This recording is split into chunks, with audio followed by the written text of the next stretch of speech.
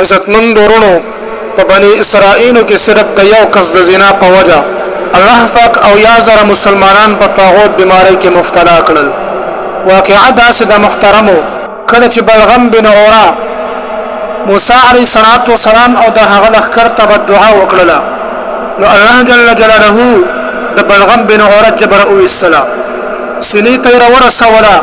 بلغم بن عورا خپل قوم ته وویل چې الله پاک خو زما دنیا او آخرت دواړه تباه کړل، لیکن زه تاسو ته یو حیله در کوم چې د هغې په وجه به تاسو د موسی علیه السلام او د هغه په لښکر باندې غالب شئ.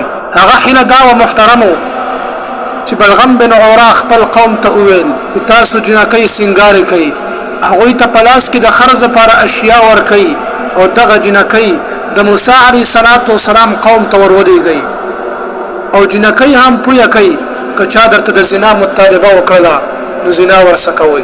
نو دغه شیطانی جال دادو بلغم بن عورا د قوم په ذهن کې پرېوتو، نو هغوی جنکۍ سینګارې کړلې او د موسی علیه السلام قوم ته ورولېږلې چې د بني اسرائیلو یو بادشاه یو مشر و چې هغه په دې جال کې ونښتو او د یوې جنۍ سره د زنا مطالبه وکړله. موسی علیه السلام هغه ډېر منع کړلو، لیکن هغه منع نشو.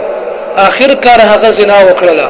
نو بیا په دغه قوم کې یو بهادر انسان چې هغه دواړه د خیمې نه راوویستل او هغوی سنګسار کړل او د هغې نه وروسته دا اعلان وکړو ای الله څوک چې ستا د حدودو خلاف ورزي کوي هغوی ته موږ داسې سزا ورکوو.